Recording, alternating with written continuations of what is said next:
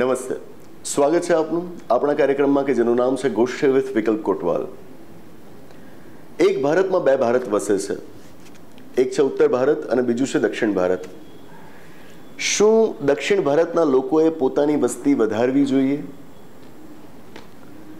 ભારતમાં વસ્તી વધારો એને ઘણા લાંબા સમયથી આપણે એક વિકરાળ પ્રશ્ન, એક વિકરાળ સમસ્યા તરીકે જોતા આવ્યા છીએ.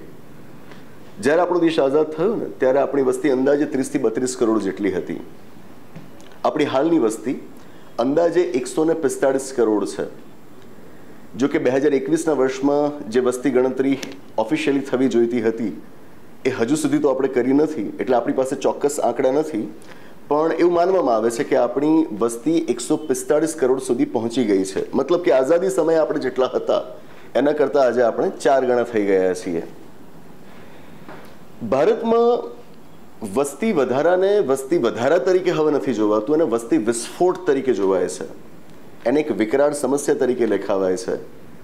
આ સ્થિતિ હોય અને ત્યાં હું આપની સામે આ ગોષ્ઠી કરતી વખતે સવાલ કરું કે શું દક્ષિણ ભારતના લોકોએ પોતાની વસ્તી વધારવી જોઈએ? તે થોડુંક અજુગતું લાગે ને, થોડુંક ઓકવર્ડ લાગે. પણ આ વિષય ઉપર આપણે વિચાર કરવાની જરૂર છે, ગોષ્ઠી કરવાની જરૂર છે.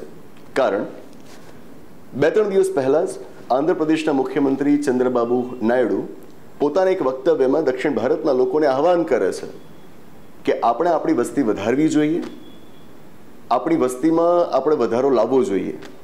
જો કે આવું એમણે પહેલી વાર નથી કર્યું, અગાઉ પણ તેઓ આવું આહવાન કરી ચૂક્યા છે.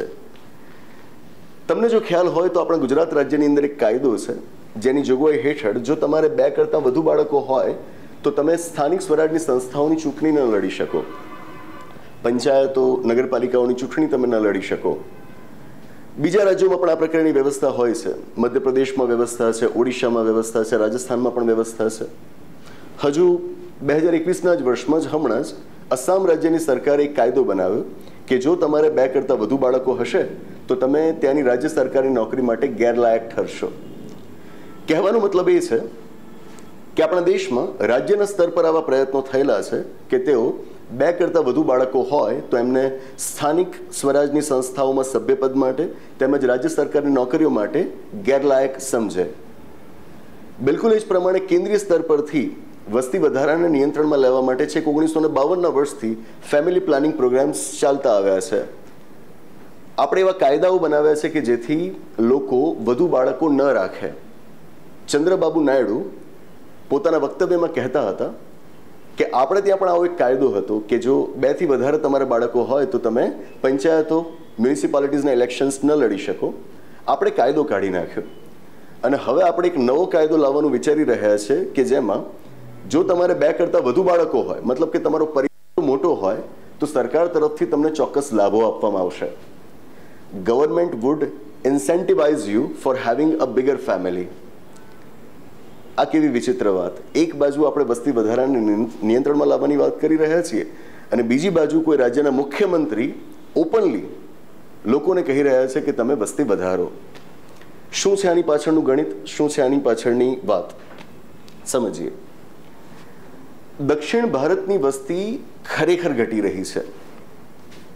ચંદ્રબાબુ નાયડુ પોતાના વક્તવ્યમાં કહે છે કે આપણે ત્યાં એજિંગ પોપ્યુલેશન વધી રહી છે, એટલે કે એવા વ્યક્તિઓ કે જેમની ઉંમર વધુ હોય, ઘરડા, એ લોકોનું પ્રમાણ આપણી વસ્તીમાં વધી રહ્યું છે અને સામે જુવાન લોકોનું પ્રમાણ ઘટી રહ્યું છે. સ્વાભાવિક છે કે જો યુવાનોનું પ્રમાણ તમારે ત્યાં ઘટતું ચાલશે તો તમારે ત્યાં લેબર ફોર્સ વીક થશે, અને જો લેબર ફોર્સ વીક થશે તો કામ કોણ કરશે? કામ કરવા માટે તમારે વધારે હાથ જોઈએ અને એ યુવાન હાથ હોવા જોઈએ. ઘરડા માણસો પાસે તમે એ પ્રકારનું કામ નથી લઈ શકતા કે જે હાલના સમયની જરૂરિયાત છે. તો જો તમારા યુવાનોનું પ્રમાણ ઘટતું જશે તો તમારે ત્યાં કામ કોણ કરશે? જેને આપણે કહીએ ડેમોગ્રાફિક ડિવિડન્ડ, એનો લાભ તમને મળશે કેવી રીતે? એટલા માટે તેઓ કહી રહ્યા છે કે આપણે વસ્તી વધારવા ઉપર ધ્યાન આપવું જોઈએ. આ વાતને તમે આંકડાની મદદથી પણ સમજાવી શકો છો. એક કોન્સેપ્ટ છે કે જેને કહેવાય ફર્ટિલિટી રેટ. ફર્ટિલિટી રેટ એટલે કે કોઈ દેશની અંદર કોઈ મહિલા પોતાના જીવનકાળ દરમિયાન સરેરાશ કેટલા બાળકોને જન્મ આપે છે તે. એક મહિલા સરેરાશ દેશની અંદર પોતાના જીવનકાળ દરમિયાન કેટલા બાળકોને જન્મ આપે એ દેશનો ફર્ટિલિટી રેટ કહેવાય. 1950ના દાયકામાં ભારત માટે ફર્ટિલિટી રેટ હતો 5.7, 5.7. એવરેજ એક રાઉન્ડ ફિગર કરીએ તો આપણે એને 6 માની લઈએ, કારણ કે અડધું બાળક કે પોણું બાળક તો હોય નહીં. અર્થ એનો એ થયો કે 1950ના દાયકાનો સમય એ હતો કે જ્યારે ભારતની અંદર એક મહિલા સરેરાશ 6 બાળકોને જન્મ આપતા. સરેરાશ 6 બાળકોને જન્મ આપતા, એટલે જ તો આપણે ત્યાં વસ્તી વધારો જોવા મળ્યો. સમય સાથે આપણે જે ફેમિલી પ્લાનિંગ પ્રોગ્રામ્સ લાગુ કર્યા એની મદદથી આપણે ત્યાં ફર્ટિલિટી રેટ આપણે ઘટાડતા ચાલ્યા. હાલની સ્થિતિ એ છે કે આપણે ત્યાં ફર્ટિલિટી રેટ છે 2.1, 2.1. એટલે કે આજે આપણે ત્યાં સરેરાશ એક મહિલા પોતાના જીવનકાળ દરમિયાન 2 બાળકોને જન્મ આપે છે. 2.1 સ્વાભાવિક છે. આ નેશનલ એવરેજ છે, એટલે કે આખા દેશની તમામ રાજ્યોની ભેગા મળીને સરેરાશ છે. તમારી પાસે એવા રાજ્યો હશે કે જેમને ત્યાં ફર્ટિલિટી રેટ એ નેશનલ એવરેજ કરતાં વધારે હશે, એટલે કે ત્યાં આગળ મહિલા વધુ બાળકોને જન્મ આપતા હશે. અને છે જ ઉત્તર ભારતના રાજ્યોની આપણે વાત કરીએ તો ત્યાં આગળ ફર્ટિલિટી રેટ એ નેશનલ એવરેજ કરતાં વધુ જ છે. તો સાથે તમારી પાસે એવા પણ રાજ્યો હોઈ શકે કે જ્યાં આગળ ફર્ટિલિટી રેટ એ નેશનલ એવરેજ કરતાં ઓછો હોય, અને આવા રાજ્યો છે દક્ષિણ ભારતના રાજ્યો. દક્ષિણ ભારતના જે 5 રાજ્યો છે એમનો ફર્ટિલિટી રેટ એ નેશનલ એવરેજ કરતાં ઓછો છે. એમનો એવરેજ ફર્ટિલિટી રેટ છે 1.6, 1.6. આ બાબત સ્પષ્ટપણે સૂચવે છે કે ત્યાં આગળ વસ્તી વધારો ધીમો પડી ગયો છે, ત્યાં બાળકો પ્રમાણમાં ઓછા જન્મે છે, એટલે જ ઘરડાઓનું પ્રમાણ એમની વસ્તીમાં વધી રહ્યું છે. દક્ષિણ ભારતના લોકો પણ આ જાણે છે. દક્ષિણ ભારતના લોકો પણ આ જાણે છે, આનાથી એ વાકેફ છે, અને આનાથી એમને શું નુકસાન થઈ શકે એનાથી પણ તેઓ વાકેફ છે, જેને લઈને તેમણે વારંવાર કેન્દ્ર સરકારને એ જાણ કરી છે કે એમને આજે નુકસાન થઈ રહ્યું છે એની એમને ભરપાઈ કરી આપવામાં આવે. કેવું નુકસાન? ઉદાહરણ આપીને તમને સમજાવું કે આપણા દેશની સંસદનું નીચલું ગૃહ છે લોકસભા. લોકસભામાં કોને કેટલી સીટો મળી એના આધારે કેન્દ્રમાં સરકાર બને. હવે આ લોકસભાની અંદર અલગ અલગ રાજ્યોને સીટો ફાળવવામાં આવેલી હોય, જેમ કે ગુજરાત રાજ્યને 26 સીટો ફાળવવામાં આવેલી છે. પણ આ સીટો શેના આધારે ફાળવવામાં આવે? તો ભારતના બંધારણની જોગવાઈ પ્રમાણે રાજ્યની વસ્તીને જોઈને એને સીટો ફાળવવામાં આવે. બંધારણ અમલમાં આવ્યું ત્યારથી આપણે આ પ્રમાણે સીટોની ફાળવણી કરેલી હતી. પણ જેમ જેમ વસ્તી ગણતરીના નવા આંકડા આવતા જાય એમ એમ તમારે આ ફાળવણી બદલતા રહેવું પડે. આપણે ત્યાં દર 10-10 વર્ષે વસ્તી ગણતરી થાય છે, મતલબ કે દર 10-10 વર્ષે લોકસભાની અંદર રાજ્યોને જે સીટો ફાળવવામાં આવેલી છે એના આંકડા બદલાતા રહેશે. આ બદલાતું રહ્યું. ધીરે રહીને તમને આની અંદર એક ટ્રેન્ડ જોવા મળ્યો કે ઉત્તર ભારતના જે રાજ્યો છે એમણે ફેમિલી પ્લાનિંગ પ્રોગ્રામ્સને યોગ્ય રીતે લાગુ નહોતા કર્યા, એટલે એમની વસ્તી કૂદકે ને ભૂસકે વધી રહી હતી. જેટલી એમની વસ્તી વધી રહી હતી એના પ્રમાણમાં લોકસભામાં એમની સીટો પણ વધી રહી હતી. એટલે જ તો આજે પણ સ્થિતિ એ છે કે કેન્દ્રમાં સરકાર કોની બનશે એ સીધું નહીં તો આડકતરી રીતે ઉત્તર પ્રદેશથી નક્કી થાય છે. નરેન્દ્ર મોદીજી લોકસભાની ચૂંટણી વડોદરાથી લડ્યા હતા, તો સાથે વારાણસીથી પણ લડ્યા હતા. જીત્યા બંને જગ્યાએથી, છોડી એમણે વડોદરાની સીટ, વારાણસીની સીટ હજુ એમણે ચાલુ રાખી. આ સૂચવે છે કે ઉત્તર પ્રદેશનો ભારતના રાજકારણ ઉપર કેટલો પ્રભાવ છે. એક રીતે કહી શકાય કે ભારતના પ્રધાનમંત્રી કોણ બનશે ઉત્તર પ્રદેશથી નક્કી થાય છે એની વસ્તીના કારણે. હવે લોકસભાની અંદર ઉત્તર ભારતના જે રાજ્યો છે એમની વસ્તી વધવાના કારણે સીટો વધતી રહી. એમની સીટો વધતી રહી, પણ સામે જે દક્ષિણ ભારતના રાજ્યો છે એમને તો નુકસાન થયું, કારણ એમણે પોતાના વસ્તી વધારાને બહુ ઝડપથી નિયંત્રણમાં લઈ લીધો. એમણે એક રીતે પોતાની વસ્તીને સ્થિરતા તરફ લઈ ગયા, જેના કારણે લોકસભામાં એમની સીટો ઘટતી ચાલી. જો આમને આમ ચાલતું રહે તો એક સમય એવો આવે કે જ્યારે લોકસભામાં ફક્ત ને ફક્ત ઉત્તર ભારતના રાજ્યનો દબદબો હોય, દક્ષિણ ભારતના રાજ્યો તો ક્યાંય ધકેલાઈ જાય. આ થતું રોકવા માટે જ 1976ના વર્ષમાં ભારતના બંધારણમાં 42મો સુધારો થયો, અને 42મા સુધારા દ્વારા જોગવાઈ કરવામાં આવી કે 1971ની વસ્તી ગણતરીના આંકડા આધારિત લોકસભાની સીટો જે રાજ્યો વચ્ચે ફાળવવામાં આવી છે એ એમની એમ રાખવામાં આવશે. એમની એમ રાખવામાં આવશે એનો મતલબ એ થયો કે ભલે પછી તમારી પાસે વસ્તીના નવા આંકડા આવે, રાજ્યોને ફરીવાર સીટો નહીં ફાળવવાની. જેટલી ફાળવેલી છે 1971ના આંકડા આધારિત એટલી ને એટલી જ રાખવાની. પાછળથી પણ આપણા બંધારણમાં સુધારો કરવામાં આવ્યો છે અને આ મર્યાદાને છેક 2026 સુધી લંબાવવામાં આવી છે. એટલે કે 2026 સુધી ભલે કોઈ રાજ્યની વસ્તી ગમે એટલી વધી કેમ નથી જતી, લોકસભામાં એને જેટલી સીટો મળેલી છે એ એટલી ને એટલી જ રહેશે. કોઈ રાજ્યની વસ્તી ગમે એટલી ઘટી કેમ નથી જતી, લોકસભાની અંદર એને જેટલી સીટો ફાળવવામાં આવી છે એ આંકડાની અંદર કોઈ જ બદલાવ નહીં આવે. બંધારણની અંદર સુધારો કરીને આપણે દક્ષિણ ભારતના રાજ્યોને થતું નુકસાન રોકવાની ફરજ પડી. આ એક માત્ર નથી, બીજું પણ એક ઉદાહરણ હું આપને આપી શકું કે સામાન્ય રીતે દર 5 વર્ષે ભારતના રાષ્ટ્રપતિ દ્વારા finance commission of India appoint કરવામાં આવતું હોય છે. ભારતનું નાણાં પંચ, એનું ગઠન ભારતના રાષ્ટ્રપતિ દ્વારા કરવામાં આવતું હોય છે કે જેનું કામ છે કે કેન્દ્ર સરકારની જે કરવેરાથી, ટેક્સીસથી ચોખ્ખી આવક થઈ, નેટ ટેક્સ રેવન્યુ આપણે એને કહીશું, એ આવકમાંથી, સરળ શબ્દોમાં રાખીએ કેન્દ્ર સરકારની આવક, તો કેન્દ્ર સરકારની આવકમાંથી રાજ્યોને કેટલો હિસ્સો આપવો એ આ નાણાં પંચે ભલામણ કરવાની હોય. એટલું જ નહીં, રાજ્યોને જે કુલ હિસ્સો આપવામાં આવ્યો એમાંથી અલગ અલગ રાજ્યોને કેટલો હિસ્સો મળશે એ પણ આ નાણાં પંચે જ કહેવાનું હોય. બરાબર છે? કેન્દ્રની આવકમાંથી રાજ્યોને કેટલો હિસ્સો મળશે એ નાણાં પંચે ભલામણ કરવાની હોય.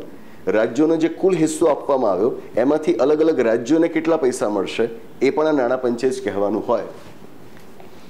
આ જે નાણાં પંચ હતું એ વસ્તીના આધારે, ઘણા બધા બીજા પણ પરિબળો રહેતા, પણ એક મોટું પરિબળ રહેતું વસ્તી, વસ્તીના આધાર ઉપર રાજ્યોને પૈસાની ફાળવણી કરતું.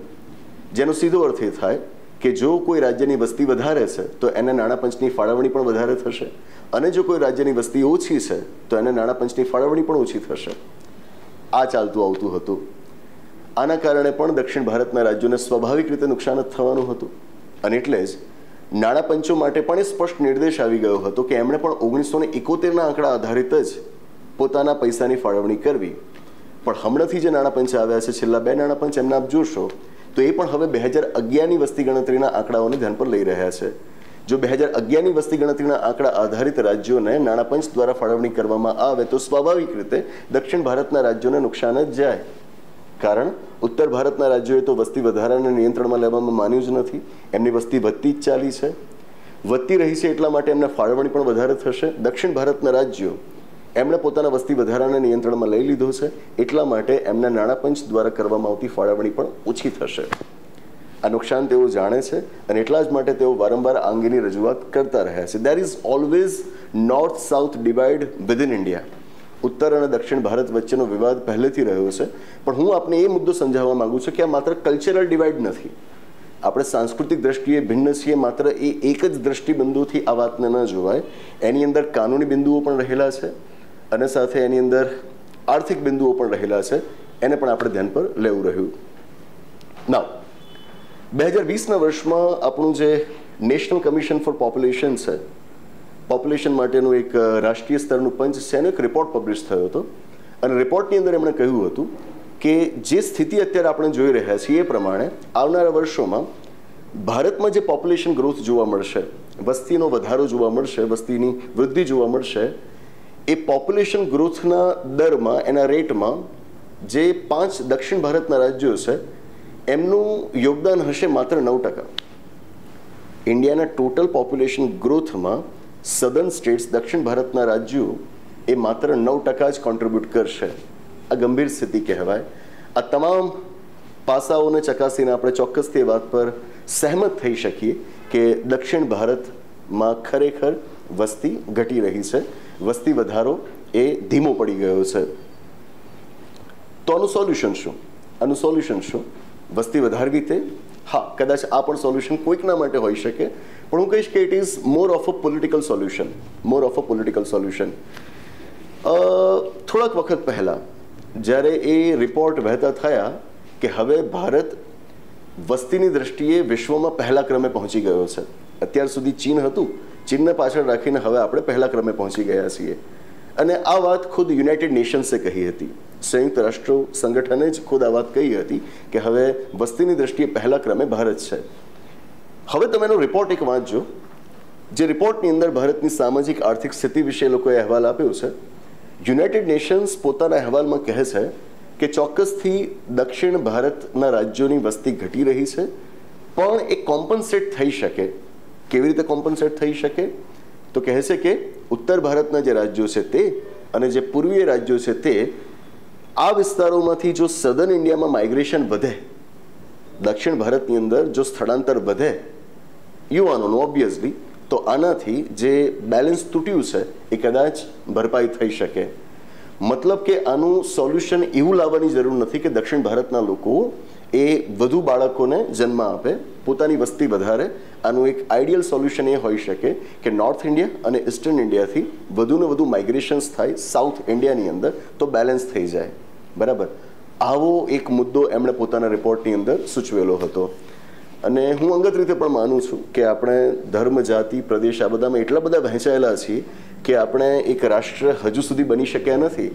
તો જ્યારે કોઈ પોપ્યુલેશનને એવું કહેવામાં આવતું હોય કે તમે તમારી વસ્તી વધારો, બરાબર, બાકીના પ્રદેશોની અંદર વસ્તી વધી રહી છે, એમ આપણી પણ વસ્તી વધવી જોઈએ, તો એ વાસ્તવમાં એક દેશ તરીકે આપણે રાષ્ટ્ર હોવા જોઈએ, દેશના વિસ્તારમાં રહેતા લોકો એક રાષ્ટ્ર તરીકે હોવા જોઈએ, એ વિભાવના ત્યાં આગળ જણાતી નથી.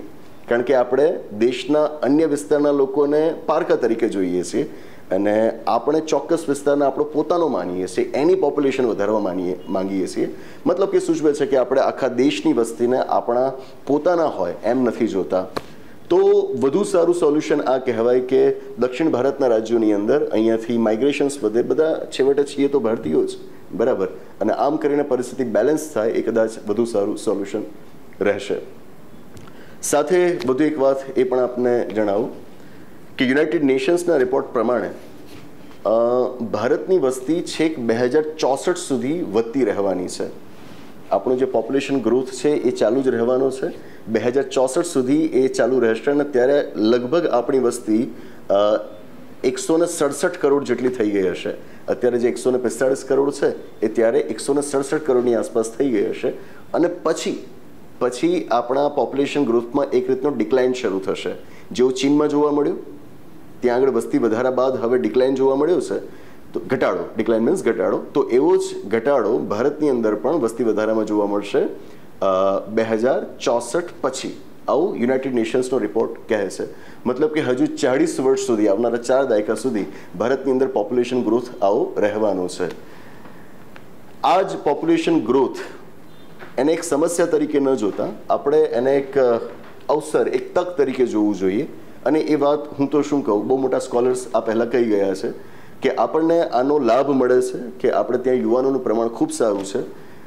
ભારત સૌથી યુવાન દેશો પૈકીનો એક છે. આજે ડેમોગ્રાફિક ડિવિડન્ડનો આપણને લાભ મળે છે. આ યુવાનોને જો યોગ્ય દિશા આપણે આપી શક્યા તો આપણે આપણા દેશને હજુ વધારે પ્રગતિ કરાવડાવી શકીશું.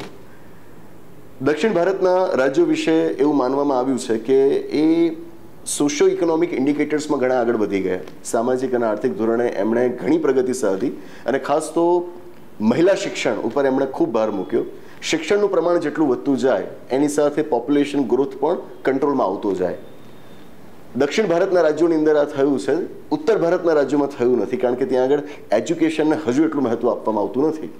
તો એ એક રીતે ખોટી પણ વાત છે, પણ સાથે હવે એને જો આપણે આ રીતે તકમાં ફેરવવા માંગીએ તો આપણે સ્વીકારી શકીએ કે એ જે યુવાનો છે આપણી પાસે, એમને ડેમોગ્રાફિક ડિવિડન્ડ તરીકે જોઈએ અને એમને રચનાત્મક પ્રવૃત્તિઓમાં, આપણા લેબર ફોર્સમાં શક્ય એટલા ઝડપથી જોડીને એમની પાસે સારું એવું કામ લઈએ તો ભારતને સાચા અર્થમાં વિશ્વગુરુ બનતા વાર ન લાગે. બરાબર છે, દેટ્સ ઇટ. તો આ વાત હતી પોપ્યુલેશન વિશે, વસ્તી વિશે. જરૂરી છે આંકડાઓ સાથે એના ઉપર વાત કરવી જરૂરી છે. એને માત્ર રાજનૈતિક મુદ્દા તરીકે ન જોવાય, ચોક્કસ આંકડાઓ સાથે આપણે એને મૂલવી શકીએ એવો આ મુદ્દો છે. આપના મુદ્દો કેવો લાગ્યો નીચે કોમેન્ટ બોક્સમાં ખાસ જણાવશો અને આપના વિચારો પણ અમને કહેશો. તો બસ એ જ આની સાથે આ ગોષ્ઠીને સમાપ્ત જાહેર કરીએ છીએ.